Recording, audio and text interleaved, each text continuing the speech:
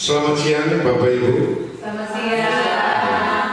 Pada siang ini kita semua diundang oleh Bapak Ignatius Yuda Prastawa, Guru SMP Sabaris Batu Raja, untuk mengikuti kegiatan guru penggerak yang pada kesempatan ini akan disampaikan oleh Bapak Ignatius Yuda Prastawa.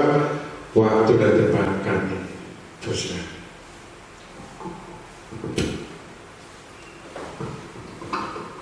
Baik, terima kasih Pak Najo. Selamat siang Ibu Bapak semua. Selamat siang. Nah, saya di sini akan menyampaikan pembelajaran yang sudah saya alami untuk modul 1 dari modul 1.1, 1.2, 1.3 dan 1.4. Jadi untuk aksi nyata modul 1.4 ini tentang diseminasi budaya positif. Kemudian Ibu Bapak bahwa kita nanti akan masuk dalam beberapa pokok bahasan. Yang pertama itu tentang filosofi Ki Hajar Dewantara, kemudian nilai dan peran guru penggerak, lalu ada visi guru penggerak, kemudian disiplin dan nilai kebijakan universal, kemudian ada teori motivasi, hukum dan penghargaan serta restitusi, lalu keyakinan kelas, kebutuhan dasar manusia, dan praktik segitiga restitusi. Jadi pokok bahasan inilah yang sudah saya pelajari dari modul 1.1 sampai dengan 1.4. Lalu saya mempunyai tugas di sini untuk menyampaikan kepada rekan sejawat di lingkungan sekolah masing-masing apa yang sudah saya dapat dalam modul ini, lalu disampaikan kepada Ibu Bapak rekan sejawat. Langsung saja Ibu Bapak, kita mulai dari yang pertama, yaitu tentang filosofi Ki Hajar Dewantara. Bahwa ada filosofi yang sangat akrab di telinga kita tentang pemikiran Ki Hajar Dewantara. Ini Pak Najo Surabaya, bahwa salah satu pendiri atau pendiri Taman Siswa, ya, Taman Siswa itu. Begitu, maka pemikiran Ki Hajar Dewantara ini sudah ada sejak zaman dulu, tapi masih tetap dipakai sampai sekarang dan masih relevan sampai sekarang. Jadi pemikiran-pemikiran Ki Hajar Dewantara inilah yang masih bisa kita gunakan sampai dengan saat ini dalam proses belajar mengajar kita di kelas. Kemudian yang pertama yaitu pendidikan adalah menuntun. Menurut Ki Hajar Dewantara itu menuntun adalah segala kodrat yang ada pada anak-anak agar mereka dapat mencapai keselamatan dan kebahagiaan yang setinggi-tingginya, baik sebagai manusia maupun sebagai anggota masyarakat. Lalu kita diminta bahwa guru itu diibaratkan sebagai petani, dicontohkan sebagai petani, bahwa guru itu memiliki peran layaknya seorang petani yang menyemai benih tanaman, sedangkan peserta didik itu adalah benihnya yang siap disemai, kemudian ditanam dan dirawat dengan penuh kasih sayang. Lalu saat kita menanam padi, maka tugas kita adalah merawatnya saja, menjaganya bagaimana supaya padi ini dapat tumbuh dengan subur dan dapat menghasilkan buah yang banyak. Kita tidak bisa memaksa bahwa kita menanam padi nanti buahnya berupa tomat atau cabai, tidak bisa. Artinya bahwa setiap anak itu mempunyai bakat minatnya masing-masing sejak lahir. Jadi kalau dulu kita itu mempunyai pandangan bahwa anak itu bagaikan kertas putih yang kosong, lalu kita itu berusaha untuk mencoba mengisi kertas putih kosong itu sesuai arahan dan arahan kita, begitu ya. Ternyata itu kurang tepat, Ibu Bapak. Bahwa sebenarnya anak itu lahir bukan selembar kertas kosong, tetapi selembar kertas yang sudah ada gambarnya, tapi sama-sama begitu. Jadi tugas kita sebagai seorang guru pendidik itu bagaimana cara kita menebalkan yang samar-samar itu menjadi tebal. Jadi sebenarnya sudah ada bakat dari lahir seorang anak itu, dan bakat itu berbeda-beda. Lalu tugas kita ya tadi bagaimana cara kita mendampingi anak-anak kita supaya bisa mempertebal yang tipis tadi menjadi kelihatan dengan sangat jelas begitu. Itu tugas kita sebagai seorang guru. Kemudian menurut Ki Hajar Dewantara juga bahwa kita ini harus menghamba pada peserta didik. Bahwa peserta didik ini adalah pendidikan yang berhamba pada anak. Artinya seorang guru harus mengutamakan kebutuhan siswa. bahwa tidak bisa saya pungkiri bahwa ibu bapak selama saya dulu mengajar di kelas itu kadang memaksakan kehendak saya. Misalnya untuk hari ini materi ini harus tercapai, maka mau tidak mau bagaimana caranya saya harus mencapai materi yang satu ini. Ternyata ibu bapak bahwa menghamba pada anak ini artinya bahwa guru harus mengutamakan kebutuhan siswa, dan kebutuhan siswa itu bermacam-macam. Satu anak dengan anak yang lain itu kebutuhannya berbeda. Lalu inilah di sini seninya atau tantangan kita sebagai seorang guru, bagaimana kita bisa melihat kebutuhan anak itu yang seperti apa.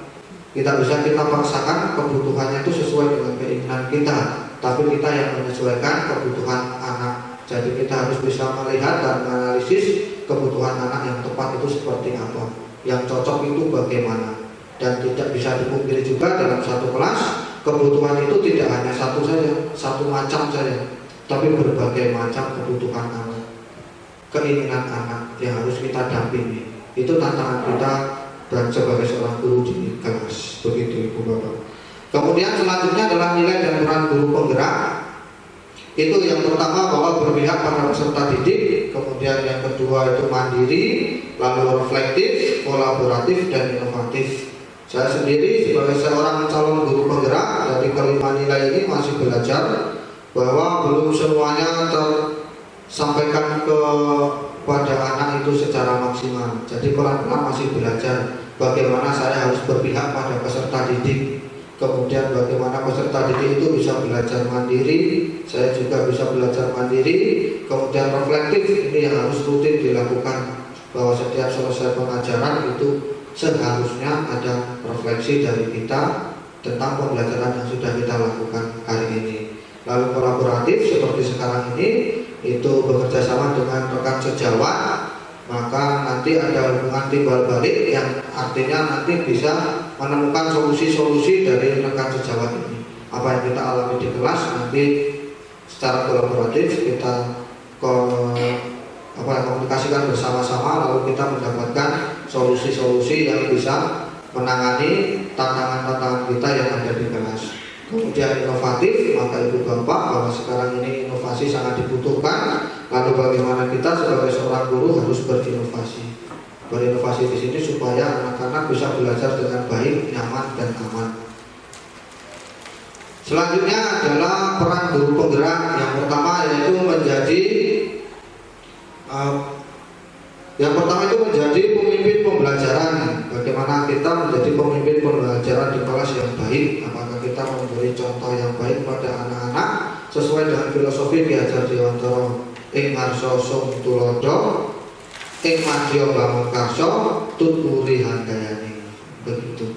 Kalau dulu tahu-tahu saja, kalau dulu tapi sekarang mulai belajar dan diperdalam bahwa ing ngarsa sung tulodo itu yang di depan memberi contoh, kemudian yang madya yang di tengah-tengah belajar bersama-sama, kemudian tuturi handayani yang di belakang memberi dorongan supaya semuanya dapat berjalan dengan baik dan bersama-sama.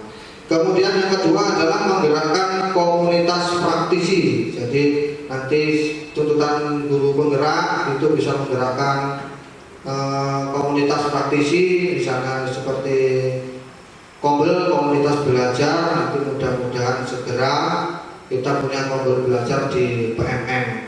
Kemudian yang ketiga yaitu menjadi coach bagi guru lain. Mungkin apa yang saya dapat di program guru penggerak nanti saya bisa sampaikan kepada ibu bapak semua.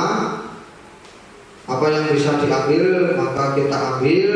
Mudah-mudahan nanti harapannya ke depan proses pembelajaran kita di SMP Sabarus Batu Raja ini menjadi lebih baik dan sesuai dengan harapan pemerintah. Sebenarnya harapan pemerintah ini bagus sekali, cuman kita nanti proses belajarnya pelan-pelan.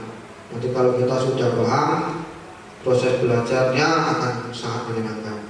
Kemudian yang ketiga, yang keempat yaitu mendorong kolaborasi antar guru. Jadi kolaborasi tidak harus banyak-banyak, cukup 1, 2, 3, 4 gitu sudah cukup. Mungkin sesama guru mata pelajaran matematika, Bu Lili dengan Bu Yanti itu juga sudah melakukan kolaborasi. Saya dan Pak Yuli, guru mata pelajaran IPS dan PPKN begitu, maka bisa berkolaborasi saling mendukung pembelajaran satu sama lain. Kemudian yang terakhir yang kelima Ibu Bapak yaitu mewujudkan kepemimpinan peserta didik. Jadi bahwa peserta didik kita arahkan tetap untuk menjadi seorang pemimpin, mungkin yang sudah berjalan sekarang sangat baik sekali lewat pendampingan yang dilakukan oleh Pak Franky, yaitu melalui lembaga yang sah resmi di sekolah yaitu OSISKA, Organisasi Siswa Intrasekolah Katolik. Maka itu menjadi pembelajaran bagi anak-anak bagaimana bisa menjadi seorang pemimpin. Kemudian juga memimpin pembelajaran di kelas, misalnya bahwa ada struktur kelas yang sudah kita buat sama-sama, ada perangkat kelas di situ, maka mereka juga bisa belajar nanti di situ tentang mewujudkan kepemimpinan peserta didik. Begitu Ibu Bapak. Baik, selanjutnya Ibu Bapak kita akan masuk ke materi pembahasan yang kedua, yaitu tentang disiplin positif dan nilai-nilai kebajikan universal. Perubahan paradigma stimulus respon teori kontrol. Jadi nanti kita akan melihat mana yang respon, mana yang pilihan. Lalu ada explaining sebentar Ibu Bapak. Ini kita coba lihat, misalnya saya minta sebayang ini maju dulu Bu Yanti sama Bu Iwit, sini Bu Yanti sama Bu Iwit. Iya, berdua saja. Iya, maka Ibu Wiwi dan Ibu Yanti di sini. Iya. Silakan Ibu Yanti itu mengepalkan kanan. Ya, pokoknya sekuat-kuatnya sangat kanan. Lalu tugas Ibu Wiwi itu di sini. Nah, bahwa Ibu Wiwi nanti mencoba dengan sekuat tenaga dengan berbagai cara untuk meminta supaya Ibu Yanti itu membuka tangannya, boleh dengan membujuk, mengancam atau menghardik, merayu, menyuap atau apa saja. Yang penting dapat membuka kepala tangan dari Ibu Yanti. Begitu ya. Pokoknya Ibu Yanti mempertahankan kepala tangannya jangan sampai terbuka, sedangkan Ibu Wiwi wajib membuka dengan cara apapun. Dengan apapun boleh, bebas Bu. Iya. Nah, bebas semuanya apa itu. Begitu ya Bu ya. Dalam hitungan ketiga kita mulai. 1, 2, 3. Iya, pokoknya bagaimana caranya, dipegang boleh, diapapun boleh. Iya. Dipaksa bebas boleh. Iya, mau diancam, mau merayu boleh, disuap boleh. Oh iya. Jangan cara apa ya, dirayu. Oh dirayu dulu ya. Oke.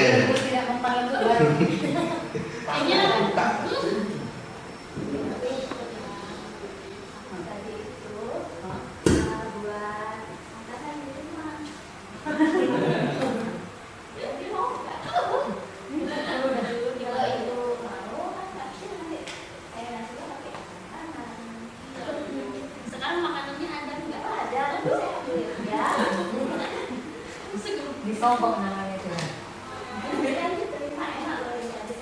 Saya buat dengan hati saya. Gimana ya Bu? Aduh, masalahnya saya juga punya kue Bu Wiwin. Mana ya?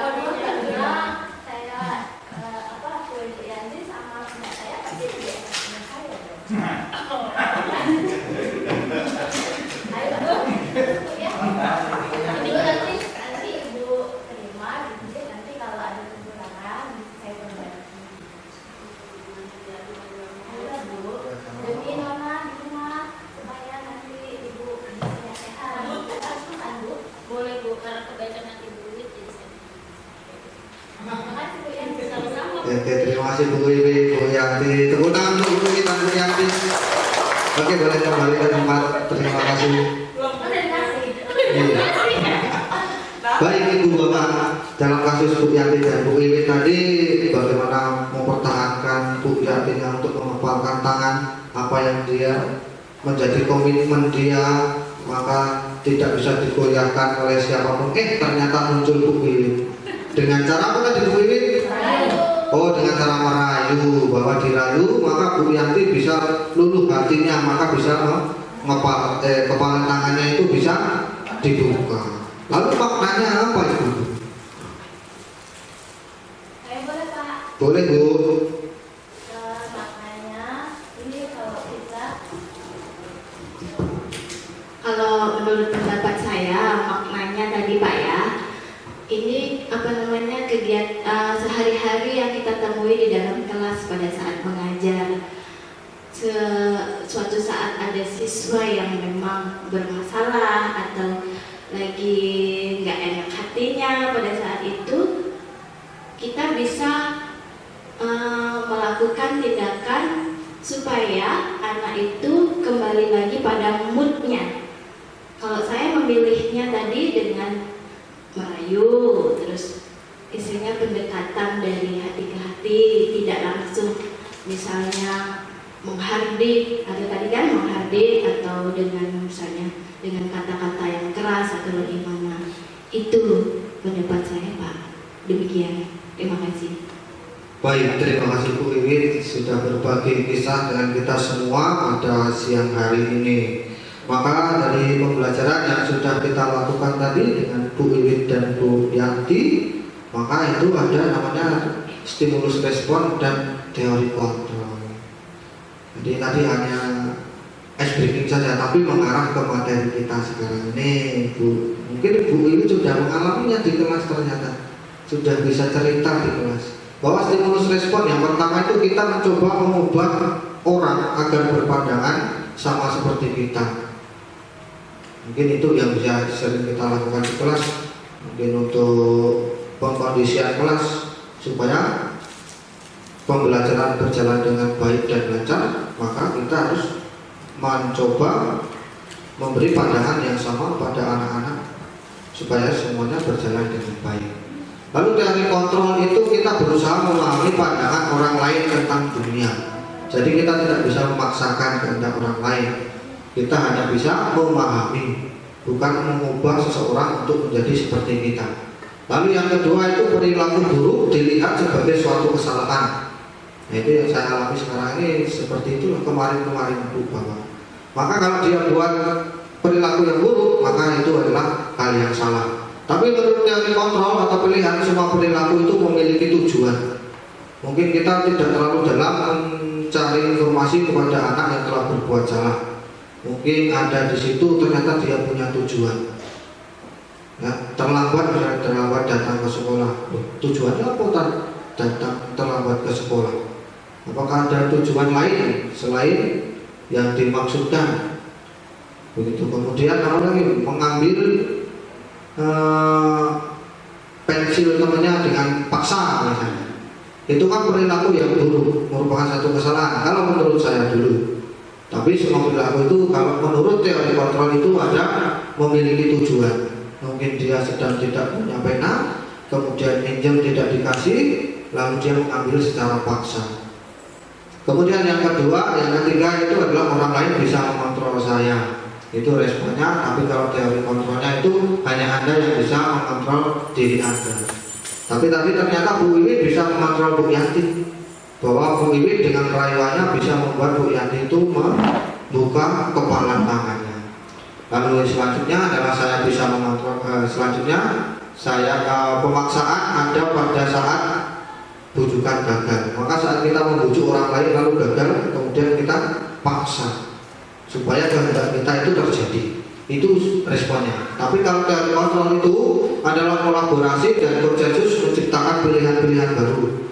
Jadi karena adanya perbedaan tadi bukan dipaksa, tetapi ada beberapa hal yang bisa dibicarakan sehingga muncul pilihan baru atau opsi-opsi baru yang saling menguntungkan kedua belah pihak. Lalu yang terakhir itu model pemikiran menang atau kalah. Kalau sudah menang, oke. Kalau sudah kalah ya diterima. Tetapi kalau dalam teori kontrol, model berpikirnya itu menang dan menang. Bagaimana cara kita mendapatkan sesuatu sesuai yang kita harapkan. Selanjutnya itu ada makna disiplin, Ibu Bapak. Bahwa yang pertama itu berasal dari bahasa Latin, disiplina, yang artinya belajar. Disiplin di sini membuat orang menggali potensinya menuju sebuah tujuan apa yang dia hargai. Namun dalam budaya kita, makna kata disiplin telah berubah untuk menjadi sesuatu yang dilakukan seseorang pada orang lain untuk mendapat kepatuhan. Kecenderungan umum adalah menghubungkan kata disiplin dengan ketidaknyamanan, bukan apa yang kita hargai atau pencapaian sesuatu tujuan yang mulia. Lalu ada nilai-nilai kebijakan universal. Nilai-nilai kebijakan universal adalah nilai-nilai yang disepakati bersama, lepas dari suku, bangsa, agama, bahasa, maupun latar belakang. Nilai-nilai kebijakan pada institusi atau organisasi dapat berbeda-beda, tapi semua memiliki tujuan yang mulia. Jadi semua kebijakan yang universal itu dibuat untuk tujuan yang mulia. Nilai-nilai kebajikan harus menjadi landasan perilaku. Nilai-nilai kebajikan tersebut dapat berupa keadilan, keselamatan, tanggung jawab, kejujuran, rasa syukur, berprinsip, integritas, kasih sayang, rajin, berkomitmen, percaya diri, kesabaran, keamanan, dan lain-lain. Itu merupakan beberapa contoh dari nilai-nilai kebajikan. Lalu di sini juga sudah ada Ibu Bapak nilai-nilai kebajikan yang mungkin bisa kita pakai nanti dalam membuat kesepakatan kelas. Sebelum saya mengikuti proses pembelajaran guru penggerak, maka saya tidak pernah membuat kesepakatan kelas. Mungkin saya pernah itu, tapi aturan kelas namanya. Tapi kalau aturan kelas ini tidak disarankan atau sudah tidak relevan lagi dengan kurikulum guru penggerak, kurikulum Merdeka saat ini. Maka namanya adalah kesepakatan kelas, yang artinya ini disepakati secara bersama-sama antara guru dan siswa. Akan lebih baik jika kesepakatan kelas ini dibuat setiap kali ibu bapak mau memulai proses pembelajaran di kelas. Tapi meskipun saya sudah melalui proses pembelajaran guru penggerak, saya juga belum maksimal. Kadang lupa, kadang sudah buru-buru, maka tidak membuat kesepakatan kelas di awal.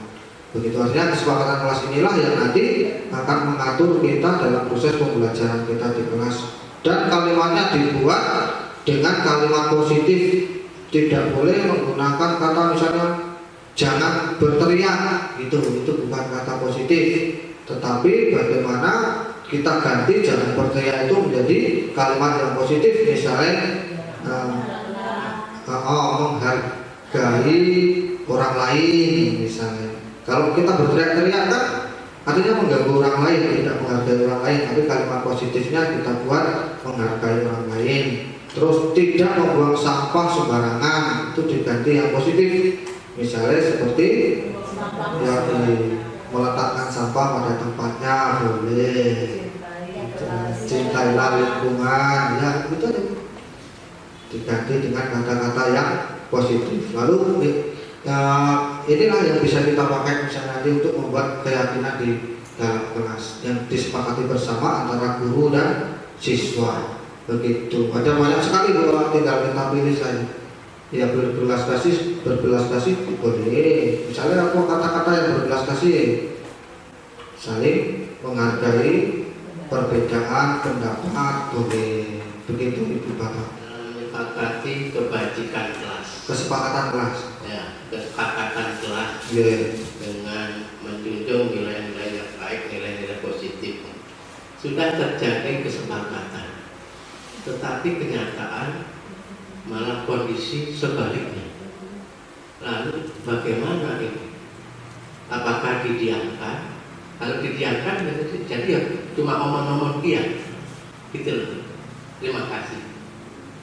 Baik, terima kasih Pak Alek. Wah, ini yang terjadi sama saya. Ini realita ya. Bahwa saya sudah membuat kesepakatan kelas Pak Alek, dan sudah disepakati bersama. Artinya ini kan untuk tujuan bersama dan kepentingan bersama, bahwa supaya tujuan pembelajaran nanti bisa tercapai, lalu proses pembelajaran dapat berjalan dengan baik. Ternyata ada siswa itu bukan 1, 2, mungkin beberapa yang melanggar aturan kelas yang kita sepakati bersama. Nah, disinilah saya masuk. Apakah itu tidak ada gunanya? Ternyata ada. Lalu kita bisa membuat penilaian ternyata di situ. Bahwa penilaian kita secara pribadi pada masing-masing anak itu bisa kita lakukan lewat keyakinan kelas ini. Ada misalnya yang hari ini TO melanggar, ada catatannya.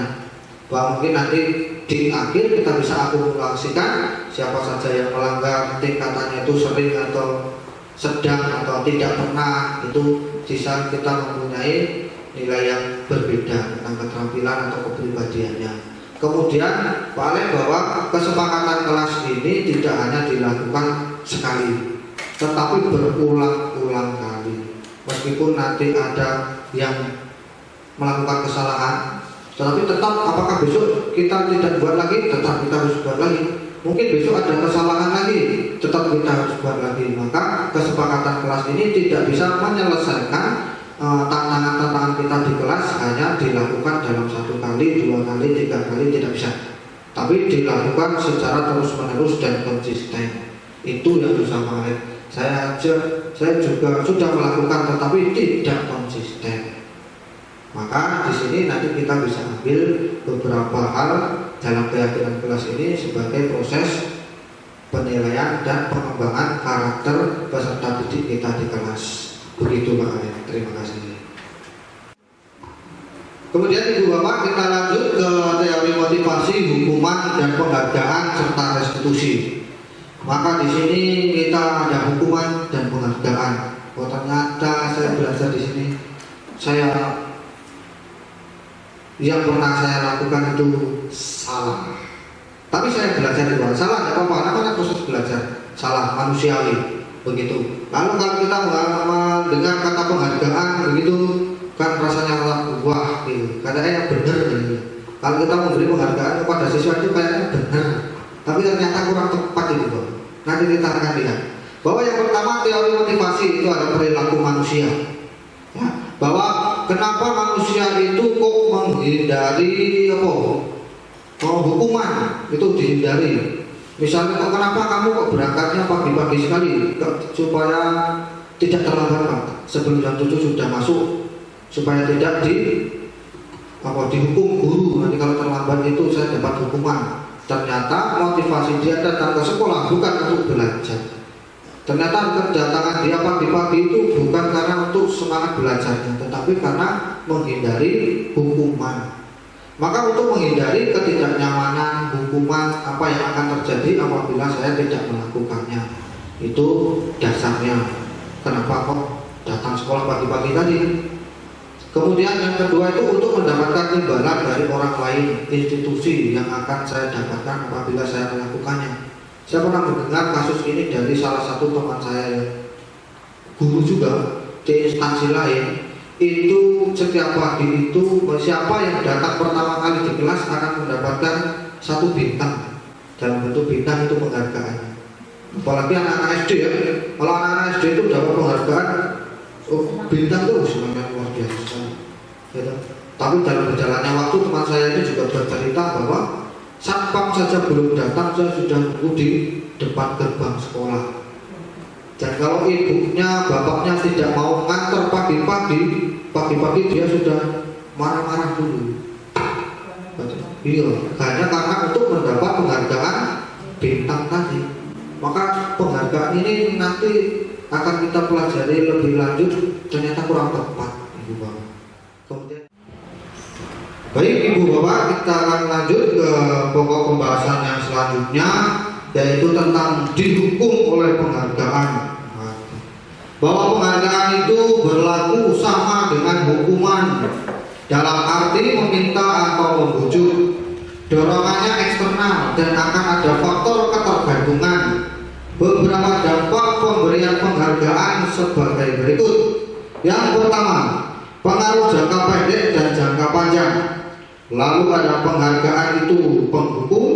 Lalu yang ketiga, penghargaan mengurangi ketepatan. Yang keempat, penghargaan tidak efektif. Dan yang kelima, penghargaan merusak hubungan. Selanjutnya yang keenam, penghargaan menurunkan kualitas.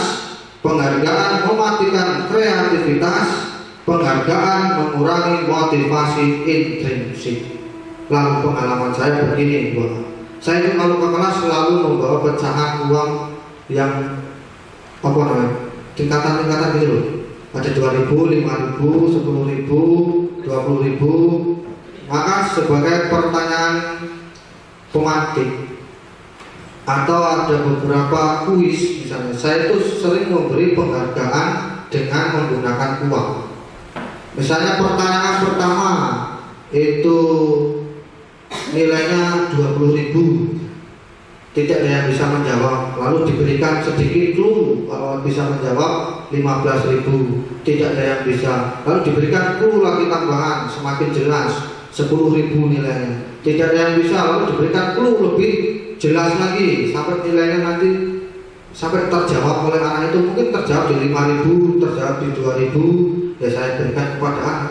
Awalnya tidak ada clue, lalu kemudian dikasih clue yang menjurus ke jawaban supaya anak itu lebih paham, lebih mudah menjawabnya, dan lalu diberi penghargaan. Nah, itu yang saya lakukan.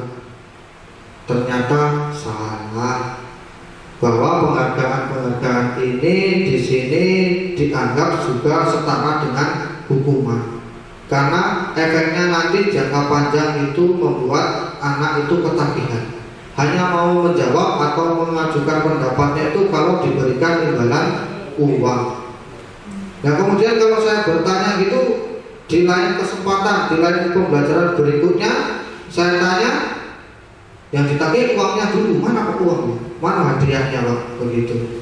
Lalu mereka baru mau mencari, mereka baru mau mengerjakan jawabannya, karena motivasi dia menjawab itu adalah uang, bukan motivasi menjawab belajar itu dari intrinsik dirinya sendiri tadi.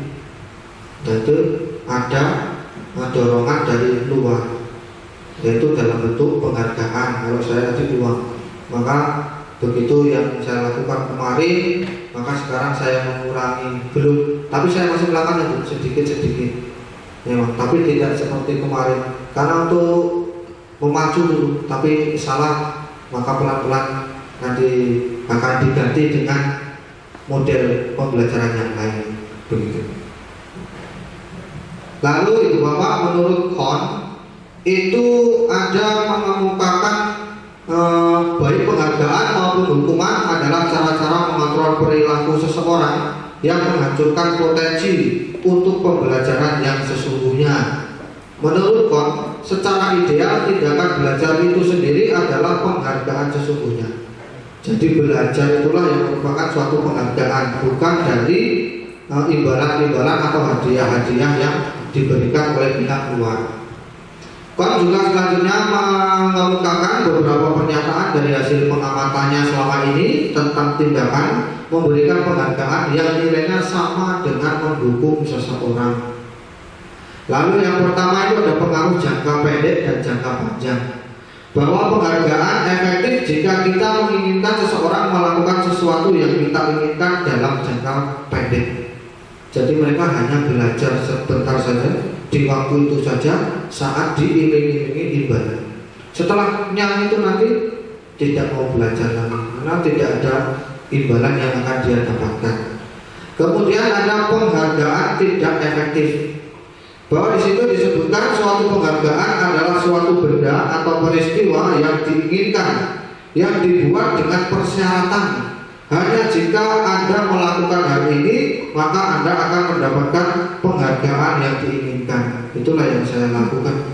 Siapa yang bisa menjawab pertanyaan, maka saya kasih uang. Itulah imbalannya. Saya tidak menghargai prosesnya, tapi hasilnya saja. Yang menjawab benar itu mendapat imbalan, tapi ternyata proses mereka yang dengan semangat, meskipun jawabannya tidak ketemu, waktu mereka mencari semangat sekali, itu saya tidak menilai itu, saya tidak melihat ke situ. Saya hanya melihat jawaban akhirnya, yang saya mungkin nggak tahu ini jawaban akhirnya dari mana. Yang penting dia jawaban akhirnya benar, apakah dia mencontek atau dikasih tahu kawannya, pokoknya dia benar, dialah yang mendapat hadiah. Karena ada satu kasus begini, ada satu anak itu yang benar-benar mengerjakan dan hasilnya itu benar, tapi dia tidak mau benar menyampaikan kepada saya hasilnya itu. Tapi dia kasih tahu ke temannya, dan temannya yang menjawab. Maka yang mendapat penghargaan ya temannya itu kan. Padahal dia hanya dikasih jawaban dan kebetulan benar, maka dia mendapat penghargaan. Nah, yang melalui proses mencari, menghitung itu yang sepanjangan tadi mungkin karena malu tidak mau menjawab, prosesnya tidak kita hargai. Begitu, teman. Kemudian yang ketiga itu penghargaan merusak hubungan. Maka ketika seseorang diberi penghargaan atau dipuji di depan orang banyak, maka yang lain akan merasa iri, dan sebagian dari mereka akan tidak menyukai orang yang diberikan penghargaan tersebut. Seperti yang di awal tadi, bahwa karakter anak itu berbeda-beda. Mungkin ada seperti ini yang kita alami. Kok yang dapat hadiah, dapat penghargaan itu yang dapat penghargaan yang pintar-pintar.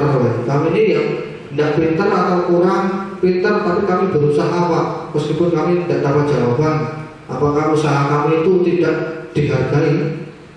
Apakah yang dihargai hanya yang ketemu nilainya saja, ketemu jawabannya saja? Kami juga berusaha sama, Pak, dengan mereka. Kemampuan anak itu berbeda-beda, maka proses juga perlu kita hargai, bukan hanya melihat dari hasilnya saja. Selanjutnya itu penghargaan mengurangi ketepatan. Dalam sebuah percobaan, sekelompok anak laki-laki berusia sekitar 9 tahun diminta untuk melihat gambar-gambar wajah yang ditampilkan layar, dan mereka harus memberitahukan jika wajah-wajah tersebut sama atau berbeda. Gambar-gambar tersebut hampir sama. Beberapa dari mereka diberi penghargaan dalam bentuk uang pada saat mereka memberikan jawaban benar, sementara sebagian yang lain tidak. Hasilnya, anak laki-laki yang dibayar membuat lebih banyak kesalahan.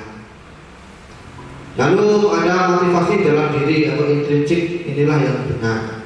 Saat seorang anak belajar pertama kali menggabungkan huruf-huruf dan kata-kata serta menyadari bahwa ia dapat membaca, timbul pijar di matanya dan sebuah senyuman di wajahnya.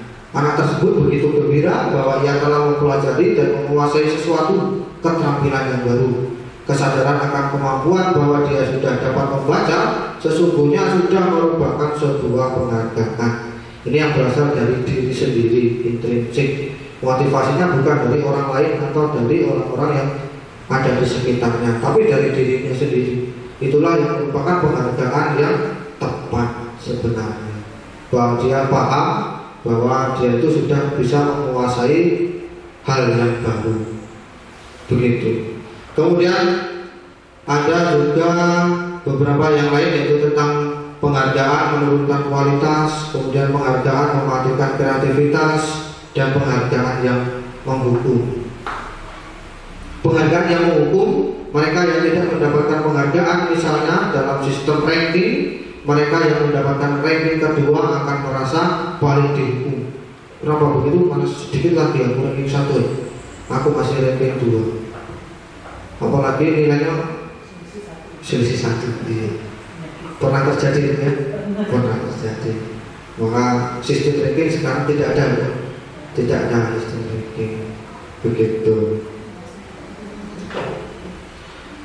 Baik Ibu Bapak, setelah kita belajar tentang hukuman dan konsekuensi secara bersama-sama, maka kita akan coba menebak-nebak nih. Kita akan sedikit bermain. Misalnya di sini ada 1, 2, 3, 4, 5, 6, 7, ada 7 kasus.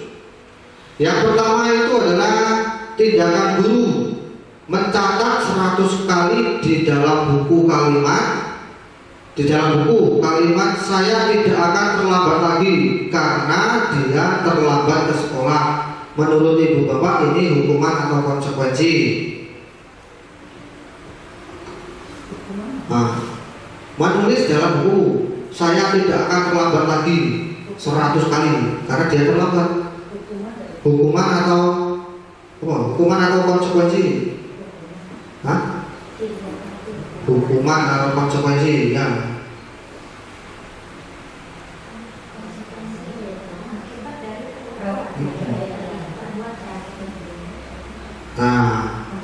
Karena dia terlambat maka dia mendapat hukuman. Kalau ini hukuman, ini maksudnya 100 kali menulis saya tidak akan terlambat, ini hukuman ya, bukan konsekuensi. Lalu yang kedua, lari mengelilingi lapangan basket 2 kali karena terlambat hadir di sekolah. Apa Bu? Hukuman apa? Ya, Ya, yang kedua ini juga hukuman lari mengelilingi lapangan 2 kali karena terlambat hadir di sekolah. Kemudian yang ketiga, murid diminta untuk push up 15 kali karena tidak menggunakan masker ke sekolah. Dulu waktu ini pandemi wajib menggunakan masker, lalu dia tidak menggunakan masker di sekolah, disuruh push up 15 kali. Hukuman atau konsekuensi? Konsekuensi atau hukuman?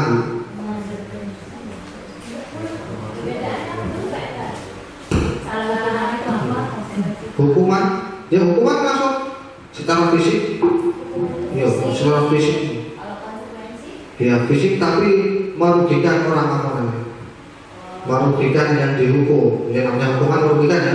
Konsekuensi apakah bisa fisik juga bisa ya, tapi sesuai dengan konteks ini atau tidak. Misalnya kita lewati dulu yang nomor 3 ya. Ya kita lihat nomor 3 ya. Kita akan nomor apa? Menggantikan kertas tugas teman yang telah dicoret-coret. Nah ini konsekuensi jelas. Kita karena dia mencoret buku temannya, maka dia konsekuensinya wajib mengganti. Ya. Lalu kita kembali ke nomor 3. Murid diminta untuk push up 15 kali karena tidak menggunakan masker ke sekolah. Ya ini maksudnya hukuman. Ya hukumannya bentuk fisiknya push up 15 kali. Ya mungkin bisa dibuat apa konsekuensi yang lain. Kemudian selanjutnya adalah membersihkan tumpahan air di meja tulis karena tersenggol pada saat belajar. Konsekuensi dia melakukan perbuatan maka ada resikonya, maka itu namanya konsekuensi. Lalu selanjutnya ada murid disuruh untuk tidak mengenakan sepatu seharian di sekolah karena tidak mengenakan sepatu hitam. Wah ini maksudnya hukuman, bukan konsekuensi. Iya. Lalu yang terakhir itu misal Bu Kristin ini ya, lari mengelilingi lapangan basket 2 kali karena terlambat 10 menit untuk pelajaran PJK. Bu Kristin? Hah? Tepat sekali. Wah itu namanya konsekuensi. Iya, lari mengelilingi lapangan. Artinya kalau dia dihukum, dia tidak bisa mengikuti pembelajaran PJOK. Tapi ini dia hanya berkeliling lapangan 2 kali. Setelah itu pelajaran PJOK kan? Ya itu konsekuensinya tetap mengikuti pelajaran PJOK. Kalau Bu Kristin bilang kamu terlambat 10 menit, maka kamu tidak usah ganti baju, tidak usah ikut pelajaran PJOK hari ini, silakan nyapu misalnya, itu hukuman. Tapi kalau dia hanya memutari 2 kali lalu tetap kembali ke pembelajaran, itu konsekuensi. Terima kasih Bu Kristin. Lanjut, bahwa ada perbedaan hukuman dan konsekuensi. Nah ini yang kita lihat tadi, ada hukuman sesuatu yang menyakitkan yang harus terjadi, fisik ini menyakitkan. Kemudian kalau konsekuensi itu sesuatu harus terjadi, ya harus terjadi, tidak harus menyakitkan, tetapi harus terjadi sebagai resiko kalau kita melakukan atau mengambil suatu tindakan. Lalu yang kedua, membuat anak sakit fisik maupun hati untuk jangka waktu yang lama. Apalagi ngatoi, mukul, itu hukuman. Kalau dulu ya rotan, saya masih mengalami kalau dulu, kalau sekarang tidak ada lagi. Penggaris yang panjang itu masih saya dan sekarang tidak ada lagi ya. Membuat anak merasa tidak nyaman dalam jangka waktu pendek. Jadi anak itu dibuat merasa bersalah dengan apa yang dia lakukan. Hanya dibuat merasa bersalah ya. Jangan disakiti dalam jangka waktu yang lama. Kalau hukuman itu yang ketiga, anak membenci kedisiplinan. Kalau konsekuensi itu anak menghargai kedisiplinan. Kemudian hukuman itu berupa paksaan, kalau konsekuensi itu stimulus atau tanggapan. Jadi konsekuensi ini bukan kita yang menentukan bisa, tetapi kita menawarkan kepada anak, kamu mau apa? Kamu sudah melanggar satu peraturan sekolah misalnya. Sebagai konsekuensinya kamu ingin apa misalnya. Lalu anak itu menyebutkan satu hal apa yang dia ingin lakukan, ya sudah silakan. Jadi tidak terpaku dengan kita yang memberikan konsekuensi. Boleh anak sendiri yang memilih, tapi kita harus menyaring ini tepat atau tidak, pas atau tidak begitu. Kalau tidak pas kita bisa cut, tapi kalau oke, cocok, ya kita bisa jalankan sesuai dengan keinginan anak tadi sebagai konsekuensi karena dia melakukan kesalahan. Kemudian mendorong anak menyakiti diri sendiri, ini hukuman. Kemudian kalau konsekuensi itu mendorong agar anak mudah menyesuaikan diri. Kemudian dalam hukuman itu ada konsep diri yang buruk, kalau dalam konsekuensi itu konsep diri yang baik. Anak belajar untuk menyembunyikan kesalahan itu dari hukuman. Maka dalam hukuman itu mereka kalau ada suatu kejadian, kalau ditanya tidak ada yang ngaku, mereka takut kena hukuman, takut dihukum. Kemudian dalam model konsekuensi, anak belajar untuk mentaati peraturan. Mungkin dia berani mengakui kesalahannya, lalu dia membuat konsekuensinya sendiri, lalu dia menjalankan konsekuensi yang telah dia buat, yang disepakati dengan guru. Begitu. Lalu yang terakhir itu tentang hukuman, maka anak jika dihukum itu merasa marah, merasa bersalah, dipermalukan, merasa tak dihargai. Lalu kemudian dalam konsekuensi itu kehilangan hak, hanya dibuat tidak nyaman saja, diasingkan untuk sementara waktu, tidak lama-lama. Nanti setelah itu ya kembali lagi seperti biasa. Tapi kalau diasingkannya ya hanya dibuat merasa bersalah, sifatnya sementara, tidak permanen atau tidak panjang. Kalau dalam hukuman ini marah, merasa bersalah, dipermalukan, merasa tidak dihargai, ini akan menimbulkan tindakan-tindakan yang negatif. Begitu. Lalu kita akan masuk ke dalam apa itu restitusi. Jadi kita juga ketemu dengan segitiga restitusi. Mudah-mudahan nanti ibu bapak bisa menjalankannya di sekolah, harapannya begitu. Ya, saya juga mulai mencoba begitu. Lalu restitusi adalah proses menciptakan kondisi bagi murid yang memperbaiki kesalahan mereka sehingga mereka bisa kembali pada kelompok mereka dengan karakter yang lebih kuat. Restitusi juga merupakan proses kolaboratif yang mengajarkan murid untuk mencari solusi untuk masalah mereka dan membantu murid berpikir tentang orang seperti apa yang mereka ingin menjadi, tujuan mulia. Bagaimana mereka harus memperlakukan orang lain. Nah, ini ada ciri-ciri restitusi, Ibu Bapak. Bahwa yang pertama itu bukan untuk menebus kesalahan, namun untuk belajar dari kesalahan. Lalu yang kedua itu memperbaiki hubungan. Yang ketiga itu ada tawaran, bukan paksaan. Jadi kita menawarkan, bukan memaksa. Seperti tadi memberikan pilihan-pilihan, konsekuensi apa yang mau dipilih oleh siswa yang melakukan kesalahan. Lalu yang keempat, restitusi menuntun untuk melihat ke dalam diri. Yang kelima itu mencari kebutuhan dasar yang mendasari tindakan. Seperti di awal tadi Ibu Bapak, bahwa ada yang melakukan kesalahan itu punya tujuan, ada tujuan dalam tindakan yang ia lakukan. Kemudian restitusi diri adalah cara yang paling baik. Kemudian yang ketujuh itu fokus pada karakter, bukan tindakan. Jadi yang kita fokuskan adalah pembentukan karakter anak, bukan tindakan yang kita lakukan kepada anak. Lalu restitusi fokus pada solusi. Jadi solusi-solusi apa yang kita dapat nanti dalam restitusi. Kemudian mengembalikan murid yang berbuat salah pada kelompoknya. Jadi kalau mau diasingkan hanya sementara, lalu nanti kan kembali lagi ke kelompoknya. Sifatnya bukan permanen atau secara terus-menerus, tetapi hanya sementara, dibuat merasa bersalah. Jika dia melakukan kesalahan, dibuat merasa bersalah. Nah, kemudian apakah peraturan kelas dan keyakinan kelas itu sama?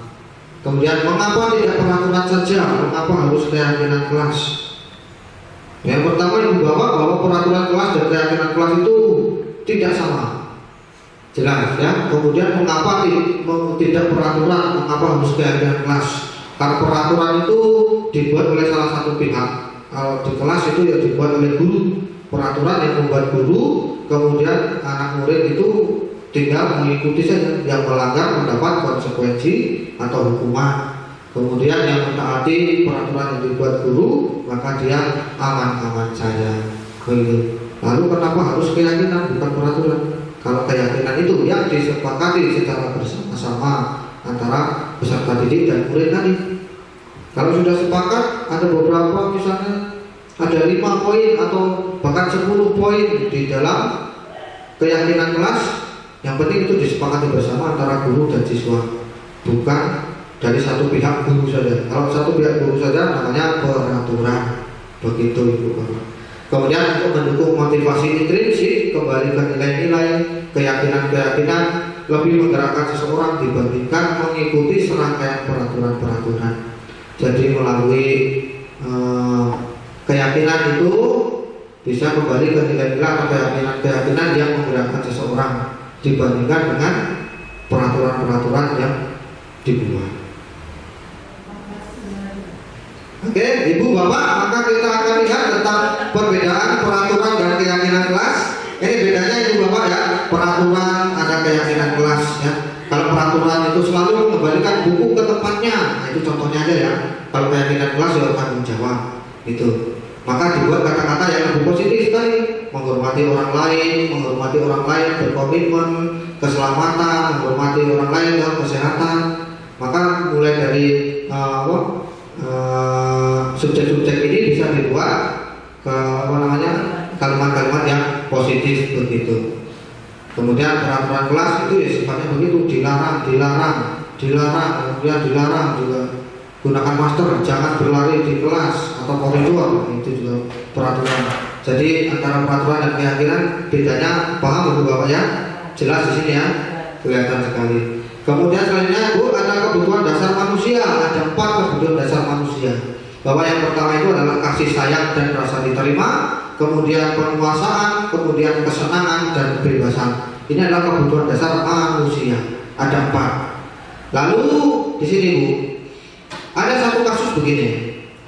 Tahun ini Dimas genap berusia 17 tahun. Ia senang sekali ketika ayahnya mulai mengajarkan cara menyetir mobil. Setiap akhir pekan dia berlatih menyetir. Ia terlihat senang sekali berlatih sampai akhirnya ia bisa menyetir mobil dengan baik dan lancar. Ketika ibunya bertanya pada Dimas apa yang membuat dia ingin bisa menyetir, lalu Dimas itu menjawab supaya bisa jalan-jalan bersama teman-teman. Kebutuhan apa yang ingin dipenuhi Dimas? Kesenangan, penguasaan, cinta kasih sayang, atau kebebasan? Kesenangan, jelas sekali bahwa zaman Dimas ingin jalan-jalan bersama teman-temannya. Itu masuk dalam kebutuhan yang dicapai, yaitu adalah kesenangan. Oke, lalu ini adalah 5 posisi kontrol yang kita lakukan di kelas. Sebagai seorang guru, kita ini ada punya 5 posisi kontrol. Yang pertama adalah penghukum, yang kedua adalah pembuat rasa bersalah, yang ketiga teman, yang keempat pemantau, yang kelima itu adalah manajer. Ya, saya itu sampai sekarang posisi saya ya, posisi kontrol sebagai seorang guru itu saya merasa posisi kontrol saya adalah sebagai teman. Ternyata tidak efektif, kurang efektif. Ternyata ada yang lebih efektif, yaitu sebagai pemantau dan manajer. Idealnya seorang guru itu bisa menjadi seorang manajer. Itu tingkatan yang paling tinggi, 5 posisi kontrol guru. Kalau kita penghukum ya posisinya paling rendah. Tapi saya merasa bahwa saya itu sebagai seorang teman di sini. Jadi saya masih belum maksimal, masih ada 2 tingkatan lagi yang perlu ya dilalui sebagai posisi kontrol seorang guru yang ideal, yaitu sebagai manajer. Ya, selanjutnya Ibu Bapak, dalam posisi kontrol yang Ibu Bapak dialami di kelas, apakah ada yang sebagai penghukum, teman, pembuat rasa bersalah, pemantau, atau manajer? Ada? Bu Ina misalnya, Bu, menurut Bu Ina sekarang ini yang Ibu lakukan, menurut Bu Ina ya? Kalau menurut saya saat ini saya sebagai teman. Sebagai teman ya? Iya. Ya, sama seperti saya tadi. Alasannya kenapa? Iya. Kita bisa lebih dekat dengan anak murid gitu kan? Iya. Ya, kita bisa merasa senang gitu kan? Betul. Maka dengan keadaan, kalau saya memahami itu dan kedekatan saya bisa menggali bersama diri saya informasi-informasi itu.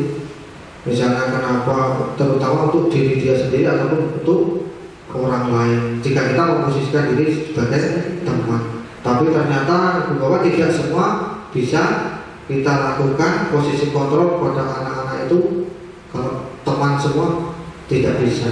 Ada kalau yang kita posisi sebagai teman itu malah melonjak gitu ya. Sudah dianggap sebagai teman tetapi dia melonjak gitu. Ya ada yang bisa, ada yang tidak bisa. Maka yang paling ideal itu adalah sebagai seorang manajer, idealnya itu. Tapi kita sama-sama belajar. Mungkin tingkatan kita masih sebagai teman, dan nanti kita bisa naik tingkat sebagai pemantau, lalu kita naik tingkat lagi sebagai manajer yang kita harapkan begitu. Selanjutnya inilah Ibu Bapak sebagai penghukum, teman, pemantau, manajer, kemudian membuat rasa bersalah. Seperti tadi, maka posisi saya mungkin dengan Bu Ina nanti sama itu sebagai teman ada di nomor 3. Masih ada tingkatan lagi nomor 4 dan nomor 5. Harapannya sebagai nomor 5 yaitu manajer adalah posisi di mana guru berbuat sesuatu bersama dengan murid, mempersilahkan murid mempertanggungjawabkan perilakunya, mendukung murid agar dapat menemukan solusi atas permasalahannya sendiri. Tuh, mudah-mudahan kita semua nanti Ibu Bapak bisa mempunyai posisi kontrol itu yang paling tinggi, yaitu sebagai seorang manajer. Begitu. Lalu ada pernyataan-pernyataan, kemudian siapa yang mengatakan di sini tentang 5 posisi kontrol tadi. Misalnya saya kecewa sekali dengan kamu, itu artinya posisi kontrolnya membuat rasa bersalah. Itu kemudian ada kamu tidak pernah benar melakukannya, itu penghukum. Kita langsung mengejudge seseorang atau anak kita itu bahwa dia itu tidak pernah benar melakukan sesuatu. Itu. Kemudian yang ketiga, ayolah lakukan demi ibu atau bapak. Itu teman, ajakan persuasif. Jadi kita mengajak bahwa dia itu seolah-olah sepantaran atau teman kita. Gitu. Apakah kamu mau mendapatkan stiker bintang hari ini? Ini pemantau yang dibuktikan dengan pemberi penghargaan. Iya. Kemudian bagaimana kamu bisa menyelesaikan masalah ini? Nah itu baru sebagai seorang manajer kita memberi peluang-peluang kepada anak untuk memberikan menyelesaikan masalahnya sendiri, kemudian konsekuensinya dibuat sendiri, lalu dia menjalankannya sendiri. Itu sebagai seorang manajer. Kemudian yang terakhir, kamu selalu yang paling terakhir itu penghukum. Langsung ya menjas kamu itu, ya sudah kalau sudah diawali kamu itu wah sudah nah, penghukum ya itu. Lalu ini segitiga restitusi Ibu Bapak bahwa kita bisa melakukannya nanti saat ada peserta didik yang melakukan kesalahan. Maka kita bisa melalui 3 cara ini. Yang pertama adalah menanyakan keyakinan, kemudian menstabilkan identitas, kemudian validasi kebutuhan. Jadi menanyakan keyakinan, apakah benar kamu melakukan kesalahan hari ini? Dari kita sebagai seorang guru, kita sudah melihat bahwa dia melakukan kesalahan. Kemudian menstabilkan identitas, maka kita bertanya kepada anak itu tanpa menghukum ini ya.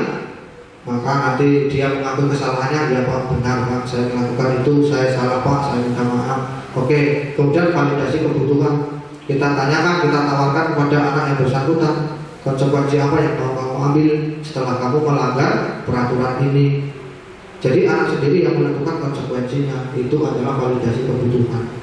Maka dari situlah kita bisa berdiskusi dengan anak, kemudian dengan segitiga restitusi kita bisa menyelesaikan permasalahan yang dihadapi oleh anak-anak kita. Begitu. Ya, yang pertama kita dulu tentang 3 tahap segitiga restitusi, yaitu tentang menstabilkan identitas, kemudian validasi tindakan yang salah, menanyakan keyakinan. Selanjutnya ini yang sudah saya buat kemarin beserta anak-anak OSIS. Itu ada 2 kasus kemarin saya buat. Lalu ini contoh yang pertama saja, yaitu kasus tentang seorang anak yang sepatunya itu tidak berwarna hitam, tidak mematuhi peraturan sekolah. Jadi dia itu tidak memakai sepatu warna hitam karena sepatu yang hitam itu sedang dicuci, jadi masih basah. Jadi dia memakai sepatu yang lain. Kemudian dia memakai penyelesaian restitusi, segitiga restitusi, lalu permasalahan itu terselesaikan. Nah, itulah Ibu Bapak Kemudian refleksi, mungkin dari ibu bapak ada yang menyampaikan hal apa yang bisa didapat untuk sore hari ini, kemudian perasaan apa yang muncul selama mengikuti kegiatan ini, kemudian posisi mana dari ibu bapak sebagai seorang guru dalam 5 posisi kontrol tadi. Baru yang mengubah paradigma saya adalah bahwa selama ini saya sebagai orang guru selama 20 tahun itu saya bertindak seolah-olah seperti hakim, seorang hakim yang bersalah-salah dan sebagainya. Dan pendisiplinan yang kita lakukan ini seolah-olah kebanyakan menimbulkan hal yang negatif, ya fisik dan sebagainya. Tetapi apakah pernyataan ini menjadi suatu kebenaran? Kenapa ada orang atau anak yang merasa bahwa ketika dewasa, Pak, saya bisa menjadi polisi itu karena saya dulu didisiplinkan di sekolah ini. Artinya apa? Saya itu dihukum. Karena nggak begini harus dihukum, dan itu yang membuat saya menjadi disiplin, saya menjadi tahu bahwa itu salah dan itu benar, dan sampai sekarang saya begitu. Nah ini suatu pemikiran saya yang merupakan masih apa ya, masih ngambang, atau saya belum punya keyakinan bahwa ini sebuah teori yang memang ini teorinya mulia sekali, sangat mulia, yang mendudukkan anak sebagai seorang manusia yang betul-betul manusia tanpa masalah. Perasaan saya yang muncul selama kegiatan ini, saya merenungkan apa sih tujuan saya ada di sini. Apakah saya bertindak hanya sebatas transfer ilmu, ataukah hanya sebatas ingin mencari sesuatu nasi, atau saya akan kembali kepada fitrah pendidikan yang disampaikan oleh Bapak Kiai Dewantoro tadi, dengan tiga kekuatan atau 3 filosofi Dewantoro tadi. Yang ketiga, posisi kontrol bagian yang mana Bapak Ibu terangkan ke depannya. Posisi kontrol yang tentunya idealnya saya akan di kelas sebagai seorang manajer, ya, seorang manajer yang mana bagaimana menjadi manajer yang baik. Saya pikir mudah-mudahan ke depan bisa disampaikan lewat forum ini. Terima kasih. Tapi paling tidak saya ingin menjadi seorang manajer, bukan guru yang killer. Terima kasih.